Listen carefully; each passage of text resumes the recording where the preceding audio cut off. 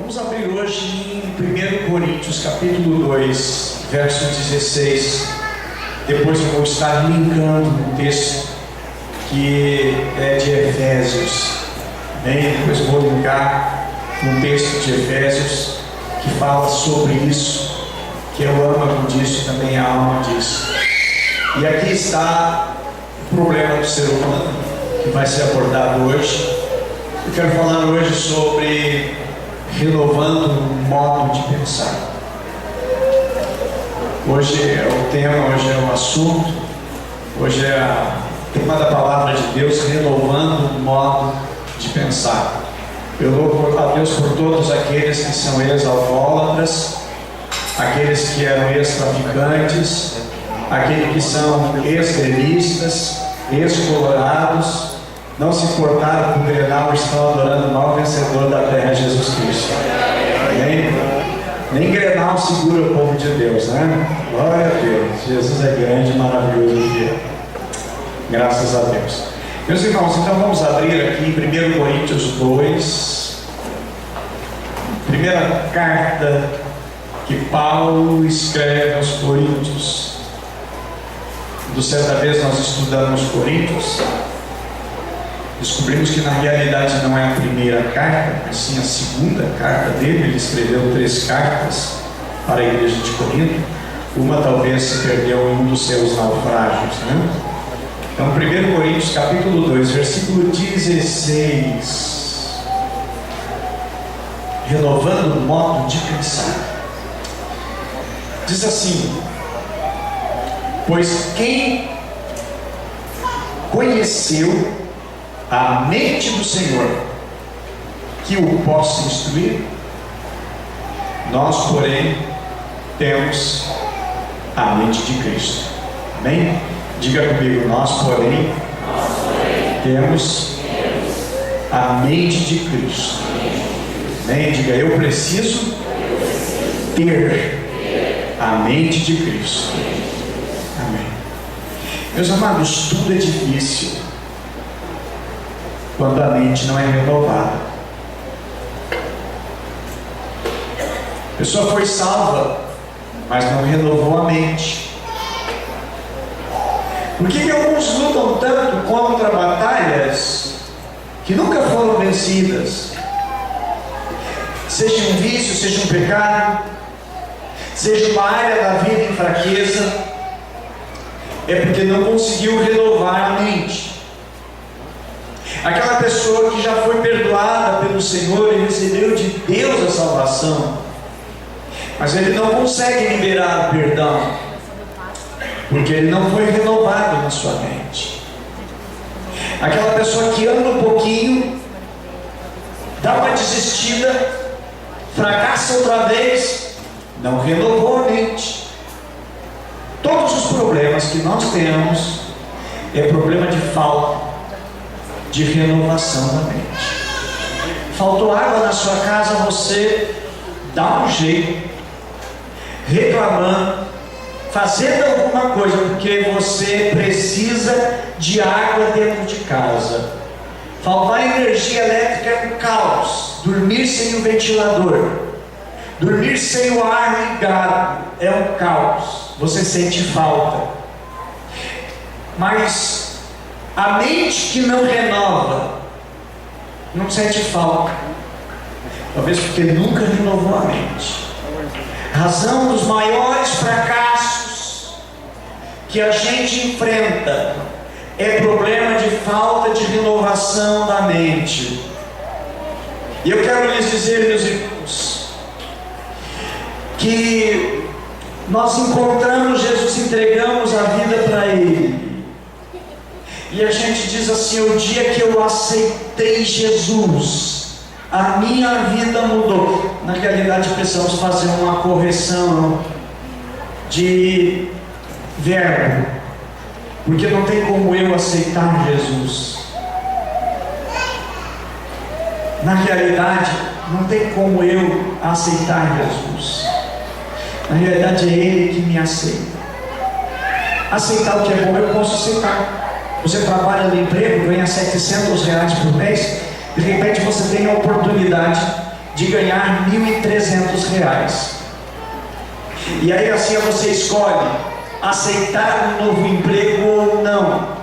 Você pode fazer a escolha de aceitar uma nova proposta, porque é algo melhor. É ou não é melhor? Sim ou não? É, não é? 700 é menos do que 1.300, não é? Você gostaria de receber 2 vezes mais do que você recebe? Sim ou não? Diga amém. Profetiza, irmão, diga amém. Você vai receber em nome de Jesus. Semana que vem já está, se você não está testemunhando, pastor, o senhor falou e já liberou um aumento lá para mim, graças a Deus. O povo de Deus tem que aprender, irmãos, a pegar a palavra que vem e abraçar em nome de Jesus. Então você recebe quando é uma coisa boa.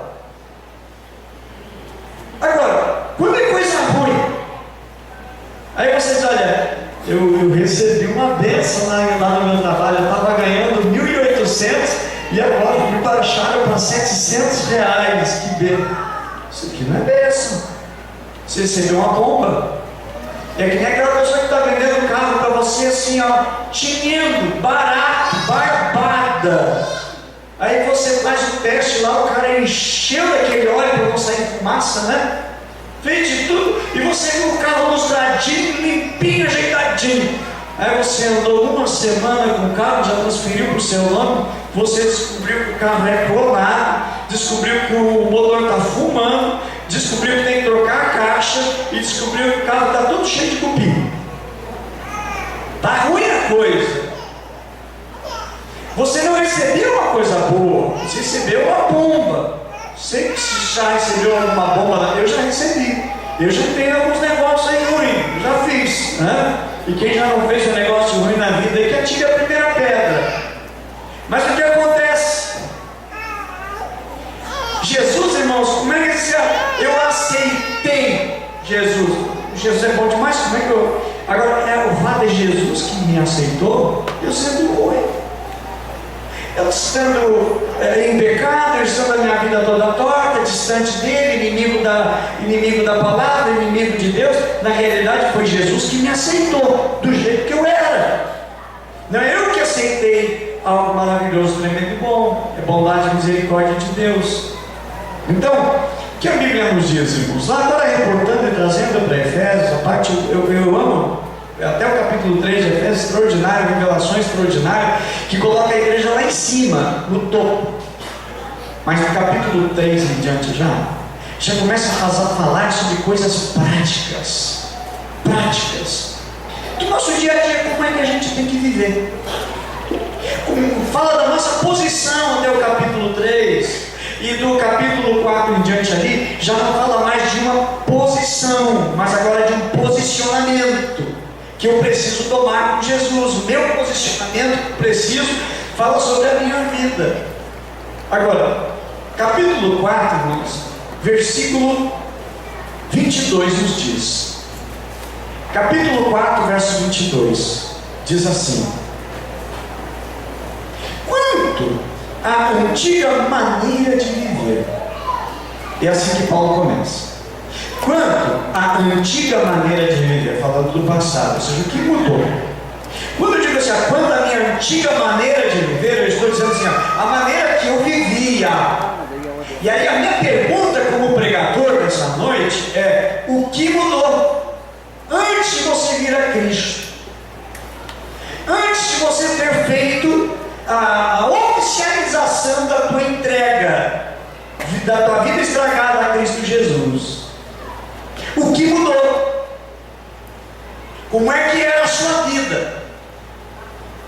O seu modo, o seu estilo de vida, o que mudou?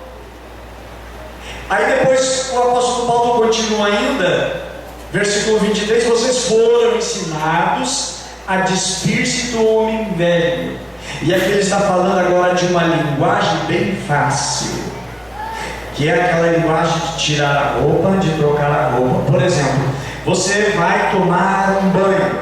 Vamos supor que você vai tomar um banho. Vamos dizer que você vai tomar um banho, certo? Então, você não vai entrar para o chuveiro com a roupa e tudo. O que você faz? Você vai tirar a roupa que você tem, vai colocar ali no cesto, no cantinho das roupas sujas. Você vai se despir daquela roupa que está suja, suada, aquela roupa que precisa ser trocada. E o apóstolo Paulo, ele está usando uma linguagem de troca de vestimenta.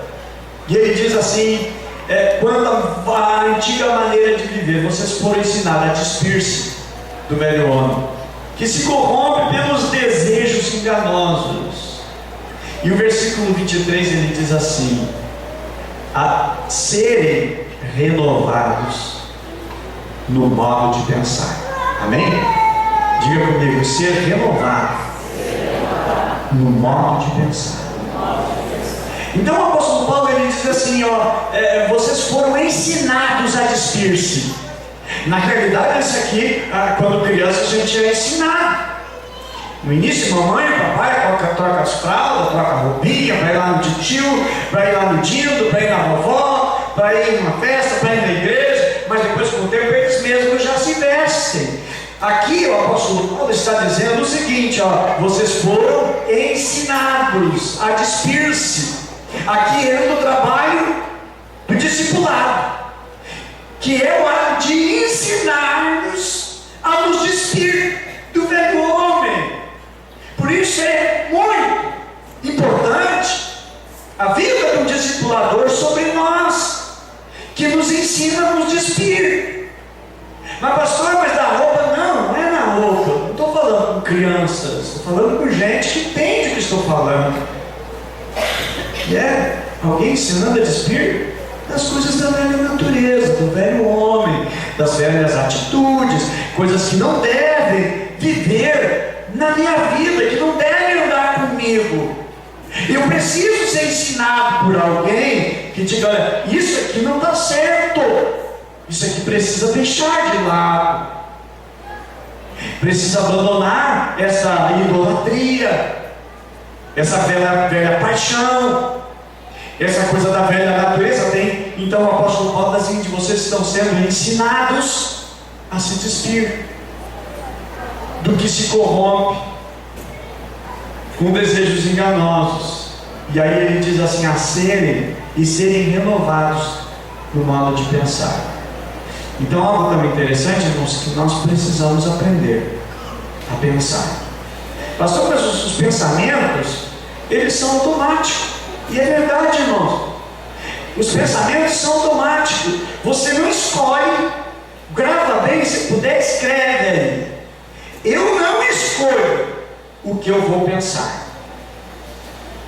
Os pensamentos, eles vêm na minha mente. Eu não posso escolher. De repente vem. Você está caminhando, está dirigindo, você está na fila, você está no mercado comprando, você está trabalhando no seu dia a dia. Pensamento está vindo ali.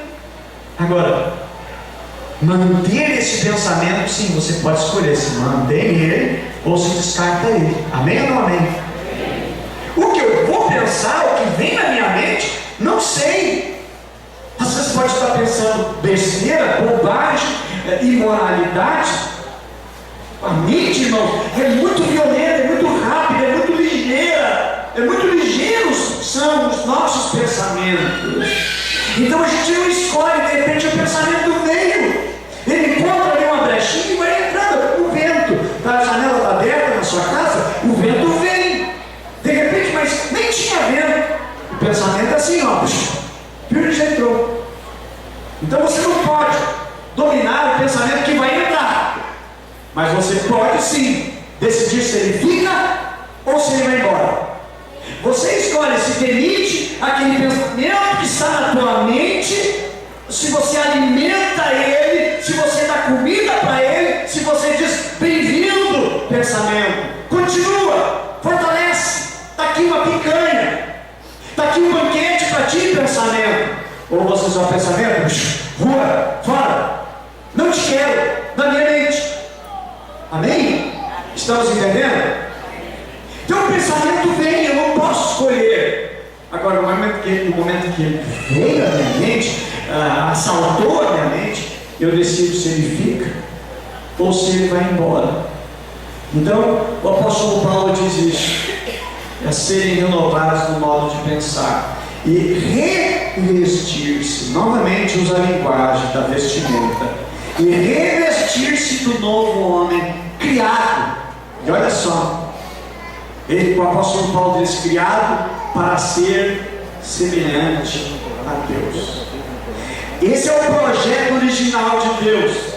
Esse é como aquele plano que você fez para ser uma vida feliz, para ter um casamento feliz, um lar feliz, para casar com aquele príncipe encantado que você se apaixonou, por aquela princesa encantada que você se apaixonou. De repente você descobriu que não é tão feliz assim como planejou. É como aquele negócio que você planejou, já eu vou ganhar bastante, e de repente você descobriu que teve mais prejuízo do que lucro. São planos que fizemos. Deus, irmãos, teve um plano original. A Bíblia menciona que Ele nos criou para nós sermos a sua imagem e a sua semelhança. O pecado deformou o homem, o pecado distanciou o homem de Deus, mas a Bíblia diz, irmãos, revestir-se do novo homem, criado para ser a semelhança de Deus. Então, no ato da criação do homem, Deus nos fez para sermos a sua imagem, a sua semelhança. E o apóstolo ele prossegue dizendo assim: justiça e santidade provenientes da verdade. E ele usa um termo aqui que o apóstolo Paulo escreve assim, ó, portanto. Se na tradução que você tem, portanto, pode grifar na sua Bíblia ali, porque esse portanto é agora levando-nos para algumas ações. E, portanto, cada um de vocês deve, ou seja, tenha a mente renovada. Estou renovando o meu modo de pensar. Como alguém que deseja renovar o seu roupeiro, deseja renovar a sua mobília, deseja renovar muita coisa que tem, renovar a sua biblioteca. O apóstolo Paulo diz, portanto, se vocês estão renovando a mente, se vocês estão renovando a maneira de pensar, a forma de pensar, diz o seguinte: cada um deve abandonar a mentira e falar a verdade. Cada um deve abandonar a mentira, amém?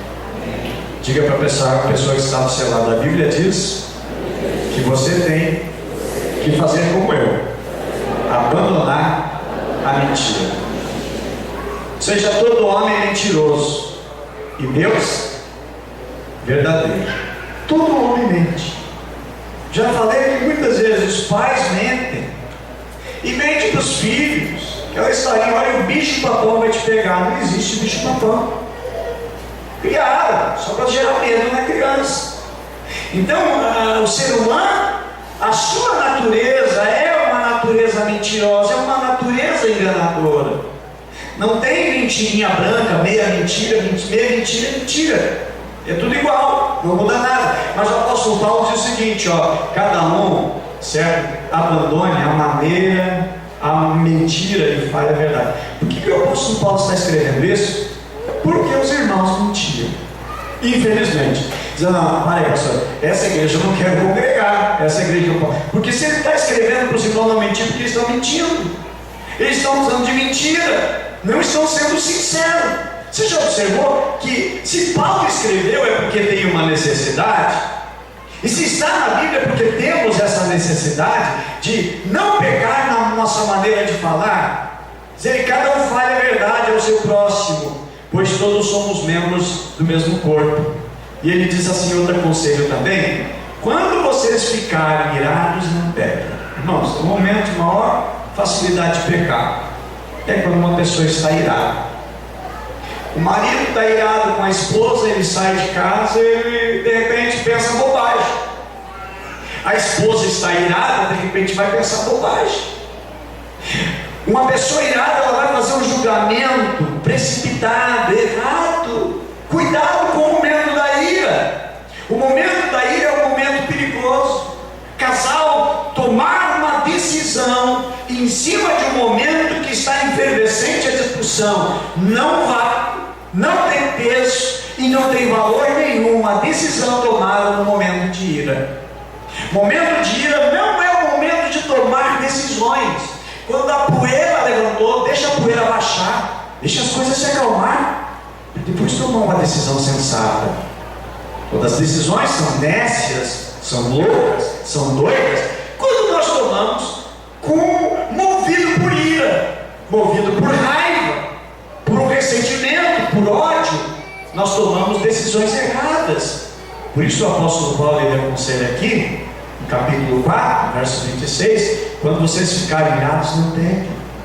Dizer assim, apaziguem a ira, você já acaba com ela, antes que o sol se ponha. Termine com a ira, antes que o sol se ponha. Por que isso, irmão? Por que tem que ser antes do sol se pôr? Pode ser semana que vem, lá no mês que vem, final do ano. Não, é porque Deus não deseja que a ira, ela venha estar dominando a nossa vida. E se tiver ira, eu não posso deixar prolongar.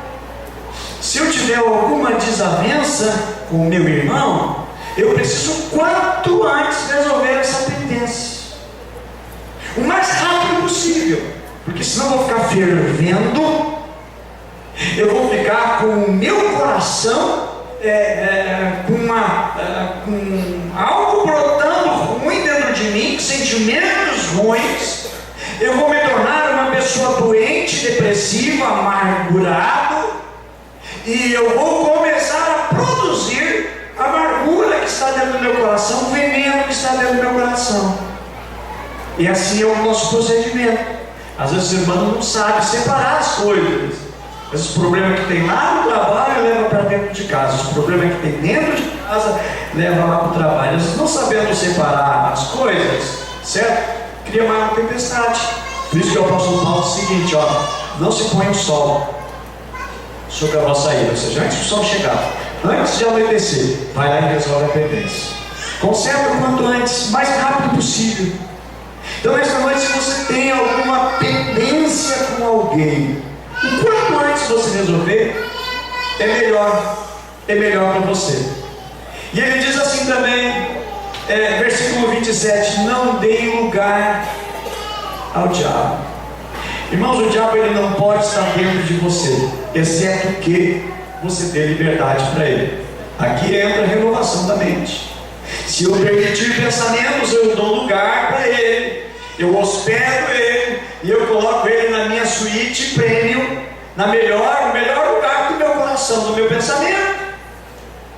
Então eu não posso dar lugar para ele. Mas pastor, como é que eu dou lugar para o diabo? Eu vou lá e faço uma macumba?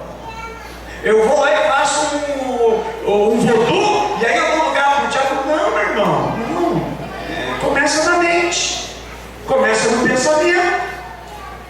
E algo tão interessante, irmãos, que um pensamento parece ser pequeno, mas pode ser dado asas para ele, e ele voar muito alto, e ele gerar um estrago extraordinariamente grande. E eles não deem lugar ao diabo. O apóstolo Paulo vai dizendo assim, o que furtava, não furte mais. Fazer negócios escalabrosos, não faça mais. Cuidado. E aí, irmãos, Cristo vai sendo gerado em nós e vai nos transformando, vai mudando. O irmão me ligou essa semana, eu pedi permissão para fazer isso. Ele entrando na loja para vender um produto dele, ele encontra um maço de dinheiro, nota de 100, nota de 50, e ele não diz, oh Deus, glória a Deus, obrigado, o senhor sabe que eu estava precisando. Ele vai lá no dono da loja e diz, olha, eu encontrei esse valor aqui, e eu não sei de quem é, talvez alguém perdeu aqui. E o proprietário, deixou guardado ali, então, e daqui a pouco aparece uma futura mãe já grávida, que realmente precisava daquele dinheiro, desesperada atrás do dinheiro. E era aquela mãezinha que estava prestes a dar luz a um bebê, que tinha perdido aquele valor. Várias notas de 100, várias notas de 50. O irmão disse para mim, pastor, o senhor não imagina a alegria que eu tive de fazer essa devolução. Se fosse em outra época, antes de conhecer Jesus, não sei se eu faria. Mas Jesus, irmãos, é aquele que muda a nossa causa, é aquele que transforma a nossa maneira de pensar, a nossa maneira de agir, muda os nossos hábitos. Cristo vai sendo construído em nós, na nossa mente. Então que Deus seja louvado, irmãos, que Deus continue a realizar e a fazer, Eu vou revelar, irmão Márcio, que teve esse encontro com um momento de sorte, encontrar o dinheiro. mas teve a graça, Deus já não enviou, não me pertence, vou entregar. Tanto unido, irmão, Senhor Jesus sendo gerado e produzindo nossa vida. E o apóstolo Paulo ainda diz assim: o que furtava não furte mais, antes trabalhe fazendo algo útil com as mãos. Ele diz assim: para que tenham que repartir com quem tiver necessidade. Amém? Seja um telhado para construir, seja uma arrumação, uma coisa, um remédio, uma comida para colocar dentro de casa, certo? E ele diz assim: também nenhuma palavra torta, nenhuma palavra suja, nenhuma palavra podre, nenhuma palavra torpe saia da boca de vocês, mas apenas o que for útil para edificar outros, conforme a necessidade, para que conceda graça aos que ouvem. E aqui diz um outro texto que é tão precioso, diz assim: não entristeça o Espírito Santo de Deus. Primeiro diz assim: não dê lugar para o diabo. Agora diz o seguinte: não entristeça o Espírito Santo de Deus. Não dá lugar para o diabo, não entristeça o Espírito Santo. Porque eu posso não dar lugar para o diabo, mas eu posso estar entristecendo o Espírito Santo de Deus. E ele diz ainda mais: com a qual vocês foram selados por dia da redenção. Já falamos isso. E ele diz assim: livrem-se de toda a amargura. Irmãos, quando nós não nos livramos da amargura e nós resolvemos repousar, ou seja, não se põe o sol sobre a nossa ira, e nós resolvemos ficar com a ira, abrigamos a ira, e nós guardamos a amargura. A palavra de Deus também nos diz, irmãos, para que nós não tenhamos raiz de amargura. Raiz é uma coisa que você não vê, ela está submersa, está escondida, está espalhada, e ela que gera a vida porque está em cima. Então a raiz da realidade é que é a propulsora que vai gerar tudo, e a Bíblia menciona que nós não devemos ter raiz de amargura. Essa é a razão porque muitas pessoas enfrentam enfermidades e não encontram da onde procede a sua enfermidade. Muitas vezes a origem está na amargura do coração, um coração amargo, um pensamento amargo, palavras amargas, pessoa amargurada, pessoa que não é feliz, vive em tristeza, porque vive com fel de amargura, vive com raiz de amargura, o coração totalmente ressentido. E aqui o apóstolo diz: livrem-se da amargura. Abre o teu coração, abriga-se no teu coração algum tipo de amargura. Meu amado, hoje deixa ao pé da cruz, deixa na cruz hoje se alguma amargura você tem. Vamos nos livrar de tudo isso, porque não é o que Deus quer colocar sobre nós, mas isso aqui, irmãos, essa amargura é o que o diabo deseja colocar sobre os teus ombros, para que você viva uma vida pesada, uma vida deprimida, uma vida triste, e aí vai dando lugar para o diabo, para demônios agirem, atuar. Então a palavra de Deus também: livre-se de toda amargura, de toda indignação, livre-se de toda ira, livre-se de toda gritaria, calúnia, bem como toda maldade. E ele vai ensinando dizendo: sejam bondosos e compassivos uns com os outros.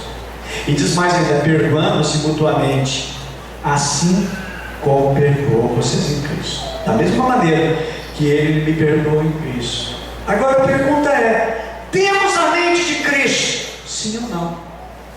Tenho ou não tenho? Eu tenho a mente de Cristo ou eu não tenho? A palavra diz que, porque quem conheceu a mente do Senhor para que possa instruí-lo? Mas nós temos a mente de Cristo. O apóstolo Paulo está dizendo: nós temos. O apóstolo Paulo está garantindo, dizendo que ele tem. Mas a pergunta é: eu tenho ou eu não tenho? Aí eu vou revelar a minha maneira de pensar. Isaías 55, versículo 8, lá nos diz: porque os meus pensamentos não são os vossos pensamentos, nem os vossos caminhos os meus caminhos, diz o Senhor. Porque assim como o céu é mais alto do que a terra, assim são os meus caminhos mais altos que os vossos caminhos. E o Senhor diz: e os meus pensamentos mais altos do que os vossos pensamentos. Olha aí. Mas se os pensamentos de Deus são mais altos que o meu, mas se eu tenho a mente de Cristo, então os meus pensamentos são os pensamentos de Deus, são pensamentos elevados. Qual é o nível do teu pensamento? Pensamento de terra, pensamento de inferno ou pensamento de céu? Qual é o nosso pensamento? Qual é o nosso pensamento? Diga comigo, qual é o nosso pensamento? Dá uma chegada do irmão perguntando, como é que é o teu pensamento? Irmãos, deixa eu revelar, o que eu penso é o que eu sou. O que ocupa a minha mente é o que eu sou. Infelizmente, essa realidade, aquilo que eu absorvo, aquilo que eu fico pensando, torna-se aquilo que eu sou. Quando nós aceitamos, entregamos a realidade, a nossa vida a Cristo, nós nascemos de novo. Nós somos nova criatura, amém? Mas o nosso corpo não mudou. Você entregou o teu coração, o teu ser a Cristo, certo? Você renunciou a você mesmo. Você se entrega a Cristo Jesus. O teu corpo continua o mesmo. Não é? Alguém aceitou Jesus, de repente emagreceu 10 quilos. De repente agora o outro ele aceitou Jesus, os olhos dele é verde, se tornou castanho, não mudou a cor dos teus olhos, não mudou o teu corpo, é o mesmo corpo, o mesmo rosto. Não é na hora assim, Jesus faz uma plástica em você. Não, aquele que era calvo agora tem cabelo, aquele que tinha cabelo ficou careca. Não, não é isso. Quando eu aceito Jesus, isso não muda. A mente, irmãos, às vezes continua a mesma mente. O pensamento continua o mesmo, a mente não mudou. E eu digo, se a mente não mudou, então não mudou nada. Pode fisicamente alguém estar agregado a uma igreja evangélica, pode até ostentar, ter algum título, mas não mudou a mente, não mudou o pensamento, não mudou nada. Nada mudou, nada transformou, ali foi conversão, foi só aparência. Aquele que vivia, gostava de pornografia, continua ainda vivendo no vício, a mente ainda não mudou.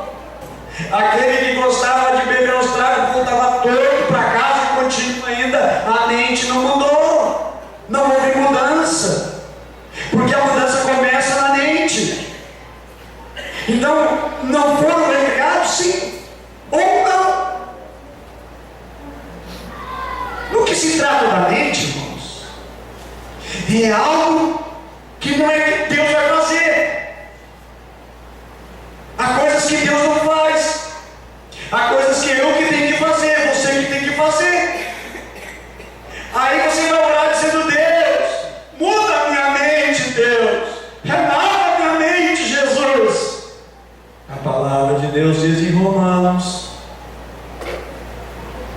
capítulo 12, verso 2. Mas transformai-vos pela renovação das vossas mentes. Porque a palavra de Deus diz serem renovados no modo de pensar. É eu que preciso pensar. É eu que preciso dominar o meu pensamento. É você que tem que trabalhar com essa máquina que está na sua cabeça, que é o seu cérebro, é o seu pensamento. É você. Não é Jesus que vai dominar para você. É seu. O pensamento é seu. A boca é sua. A língua é sua. Você fala o que você quer. Você também escuta o que você quer. Você assiste o que você quer. Adianta botar culpa em Deus, botar culpa no anjo, botar culpa no demônio. Sabe, o diabo me obrigou a fazer isso. O diabo não obriga ninguém. A pessoa cede através da tentação à mente. O diabo, irmãos, ele pode fazer uma coisa. O diabo não sabe o que você pensa, mas o diabo pode mandar informações para a tua mente, para o teu pensamento. O diabo que manda e-mails.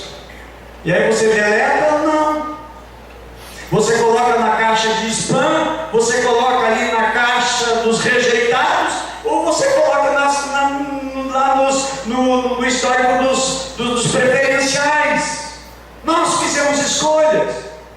O nosso pensamento nós o alimentamos, ou nós o rejeitamos, nós anulamos. Então Paulo fala, irmãos, transformai-vos pela renovação da vossa mente. Eu preciso renovar.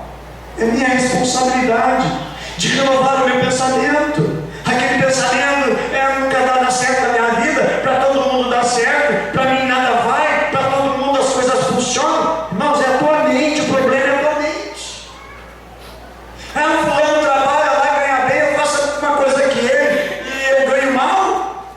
Quem sabe a tua mente, porque você não é tão zeloso no que faz, não é caprichoso no que faz, não é meticuloso no que faz, não é chato no que faz. Nossa mente, a mente não está renovada, a mente está atrasada.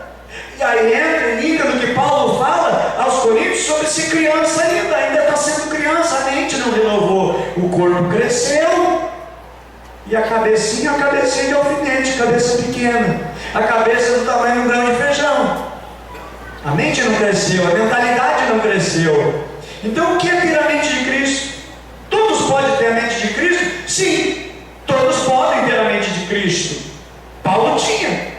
Se Paulo não tivesse, ele não poderia dizer: olha, renove a mente de vocês, renove, e a responsabilidade minha de renovar a minha mente.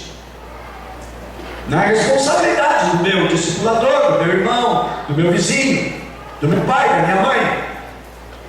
E ele ensina-nos a maneira, a forma, o jeito certo. Por exemplo, quando Paulo escreve em Filipenses capítulo 4, verso 8, um texto que eu amo muito, ele diz: olha, irmãos, para fim de conversa, e para fechar a conversa, Paulo diz assim: ó, finalmente, irmãos, tudo que for verdadeiro, tudo que for nobre, tudo que for correto, tudo que for puro, tudo que for amável, se tiver boa fama, e se houver algo excelente, e ele diz ainda digno de louvor, seja nisso que vocês pensem. Paulo coloca um filtro preciosíssimo da maneira que nós devemos pensar. Então nós precisamos, irmãos, entender que Deus quer que nós tenhamos a mente de Cristo. Amém? Diga: Deus quer. Tenha. Que eu tenha a mente do seu filho. Nem todos temos a mente de Cristo. E nem todos tinham. Se todos tivessem, Paulo não ia escrever. Quando nós nascemos de novo, nascemos do Espírito, João capítulo 3, o Senhor Jesus fala com Nicodemos: importa-se nascer da água e do Espírito, mas a mente não mudou. Podia até nascer do Espírito, mas a alma, a mente não mudou a maneira de pensar. Para mudar, é preciso passar por um processo contínuo, constante, de destruir fortalezas inimigas existentes nelas. Existem fortalezas na mente. Isso aqui é moço, essa pessoa não vou ouvir, de repente é uma fortaleza. Não, é tal lugar eu não vou, é uma fortaleza. De repente o diabo diz assim para você: ó, não vai mais na igreja. E aí cria-se uma fortaleza: eu não vou na igreja. Fortaleza que o diabo cria na mente. E essas fortalezas que impedem a mudança, a transformação, às vezes da conversa, dá ouvido para o diabo falar tititi na cabeça, na mente. O diabo fala. Vocês acham que o diabo é mudo? O diabo não é mudo, o diabo não é gago, o diabo não é... Irmãos, o diabo ele é sem vergonha, e ele põe pensamentos. E esses pensamentos é para nos espiar espiritualmente, para nossa mente não renovar. Então nem todos têm a mente de Cristo. Nós precisamos renovar a nossa mente, irmãos, primeiramente pela palavra de Deus. Dizem: não vos conformei mundo, mas sede transformados pela renovação do vosso entendimento, para que experimenteis qual seja boa, agradável e perfeita vontade de Deus. Quando a nossa mente não renova, quando nós não renovamos o nosso pensamento, certo? Nós impedimos o nosso crescimento na graça, no conhecimento em Cristo Jesus, impede-nos de crescer. E a mente, irmãos, é o nosso maior campo de batalha. A mente é o controle total do ser humano. Quem controla a sua mente, quem controla o seu pensamento, controla também todo o seu ser, controla a sua vida, controla as suas boas e excelentes decisões. São os pensamentos que vão gerar um ato. A pessoa fica pensando, matutando, e aquele pensamento vai gerar um ato.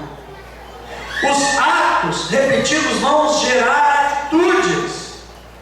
As atitudes estarão gerando nos costumes, e os costumes gerar o caráter, e o caráter vai gerar destino, o céu ou o inferno. Tudo começa em um pensamento. São esses pensamentos, irmãos, que vão gerar. E a igreja de Corinto era uma igreja avivada, cheia de dons espirituais, porém não havia crescido, não havia amadurecido espiritualmente. Quantos têm os seus encontros secretos com as suas mentes corrompidas? Quantos têm encontros secretos com a sua mente e o seu pensamento obscurecido, dominados e influenciados pelo maligno? Muitos não conseguem, infelizmente, sair de uma infância espiritual, por mais esforço que tenha, porque não deixa a mente ser renovada. Agora você pode perguntar: mas pastor, como é que eu posso, pastor? Me ajuda, pastor, eu quero renovar a minha mente. Deixa eu ilustrar algo. Se eu tiver aqui uma jarra com água bem amarelada, barrenta, suja,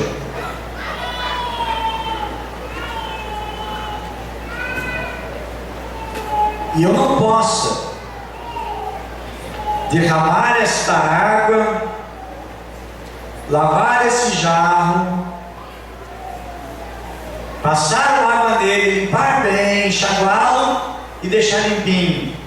Eu não posso emborcar, digamos que está colado aqui. Eu não posso emborcar, não posso virar, não posso derramar. Como é que eu devo fazer para essa água que está diferente dessa? Água suja, dourada, bem amarela. Como é que eu faço para renovar isso aqui? Tem uma maneira, irmãos.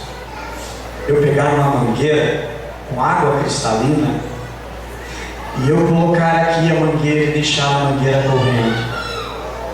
E a mangueira vai correndo, a água vai correndo, a água vai transbordando, vai transbordando, vai transbordando, vai transbordando. Passa ali muito tempo, muito tempo. Como é que vai ficar a cor desta água?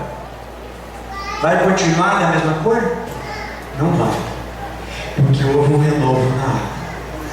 Sabe o que nós precisamos, irmãos, para termos a mente de Cristo? Nós precisamos deixar Jesus fluir na nossa mente. Precisamos que a palavra se derrame, transborde, transborde, transborde, transborde, transborde. Como o salmista diz: transborda o meu cálice, Senhor. Faz o meu cálice transbordar. Infelizmente, muitos não se enchem de Deus. Eles se contaminam, vão se contaminando, e vai sendo concentrado nele aquela impureza. Muitos, infelizmente, na sua mente é tão corrompida que tudo que vê é maldade, tudo que faz, tudo que imagina é maldade. A mente está corrompida. Um viciado sexual, por exemplo, ele é tão viciado que ele não consegue olhar de maneira pura para uma senhora. A impureza é tão grande que aquilo ali está sempre visando, parece que está vendo a pessoa desnuda na sua frente, mesmo que esteja com sobretudo. Quando, irmãos, a mente está suja, quando a mente está corrompida, o que sai dele, o que flui da sua vida é só coisa ruim. Mas nós precisamos estar tão ligados em Jesus, irmãos, porque a Bíblia diz que rios de água viva fluirão do nosso interior. Quando nós tivermos a mente de Cristo, quando a mente de Cristo estiver sobre a nossa mente, vai transbordar sobre os nossos pensamentos, vai limpando, vai limpando, vai limpando. Se você tem tanta sujeira na mente, se você tem tanta sujeira no pensamento, deixa Jesus transbordar. Ele é o rio de água viva. Ele é a água da vida, amém? E Ele vai limpando o nosso interior. Ele vai limpando o nosso intelecto, vai limpando a mente. Então essas fortalezas que vai existindo, elas se localizam na mente humana. Colossenses 1:21 diz: vocês, em outro tempo, eram estranhos, inimigos no entendimento. Vocês eram estranhos, diz a palavra, e vocês eram inimigos no entendimento, pelas vossas más obras. Então, irmãos, é na mente que você vence ou você é vencido.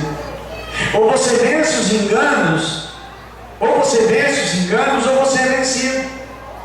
Por isso que o apóstolo Paulo nos escreve de uma maneira tão sábia, em Romanos 12, 1, 2: irmãos, rogo-vos pelas misericórdias de Deus, de que se ofereçam em sacrifício vivo, santo, agradável a Deus, que é o nosso culto racional, e não se amoldem aos padrões desse mundo, mas transformem-se pela renovação da sua mente, para que sejam capazes de experimentar e comprovar a boa, agradável e perfeita vontade de Deus.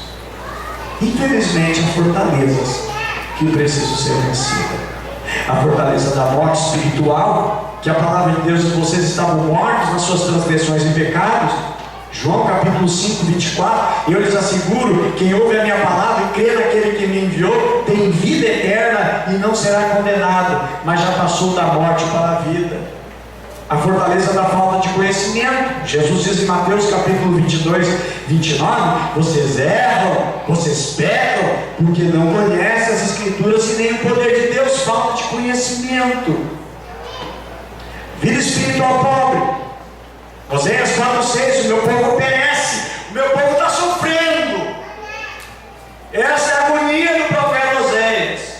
O meu povo está sendo destruído pela falta de conhecimento. Estão se destruindo por falta de entendimento. A mente está embotada, a mente está fechada. Fortaleza na prostituição, no adultério, no homossexualismo, medo, insegurança, depressão, pânico. Agora, a palavra de Deus, irmãos, nos diz que as nossas armas em Deus são poderosas para destruir essas fortalezas. E essa arma, irmãos, é a palavra de Deus. Jesus, em Mateus capítulo 4, Jesus é tentado pelo diabo, e Jesus disse para Satanás: está escrito, está escrito, está escrito. As fortalezas, irmãos, que vieram foram vencidas pela palavra. Havia um espírito de adivinhação que o apóstolo Paulo encontrou uma dificuldade muito grande onde ele estava evangelizando. Vinha alguém atrás com um espírito de adivinhação, e o apóstolo Paulo repreendeu aquele espírito maligno no nome de Jesus. Primeira arma poderosa, palavra de Deus, amém? Segunda arma poderosa em Cristo, irmãos, é o nome de Jesus. Foi no nome de Jesus que o apóstolo Paulo venceu. Quando Pedro vai também a um lugar chamado, um local ali, e encontra uma mulher chamada Dorcas morta, e foi pelo poder do nome de Jesus que Dorcas ressuscita. Paulo, Silas estão na prisão em Filipos, e depois de terem sido açoitados, eles estão lá e estão louvando o Senhor. E as armas poderosas em Cristo que eles vencem aquele momento, irmãos, foi o louvor. A Bíblia diz que eles estavam louvando, e no momento do louvor houve uma tremessão, um terremoto naquele lugar, e diz que as portas da prisão se abriram. Por quê? Por causa do louvor. Louvor, irmãos, abre portas, é uma arma poderosa. Então nós temos o nome de Jesus poderoso, nós temos a palavra de Deus poderosa, e nós temos agora o louvor, que é um poder tremendo. A Bíblia diz, irmãos, que Deus habita no meio dos louvores. Poderosa arma. E aonde Deus está, irmãos, o diabo não fica de pé, demônios não ficam. Aonde Jesus chegava, os demônios ficavam tudo endemoniados, não conseguia ficar naquele lugar. Dizia: eu tu fica ou nós saímos. Aí Jesus: então você sai. Tinha uns demônios que saíram de um homem endemoniado, não conseguiram ficar. Jesus estava ali do lado do homem. Agora, de repente, os demônios então vão lá para uma manada de porcos. Aí Jesus está naquele lugar, os demônios levam aqueles porcos, se precipitam no desfiladeiro. Não tem como ficar perto de Jesus. Então, irmãos, o louvor é uma arma poderosa também. E nós temos outra arma muito poderosa, irmãos, que é a oração. Pedro e João estavam subindo no templo, usaram o nome de Jesus e levantaram o paralítico.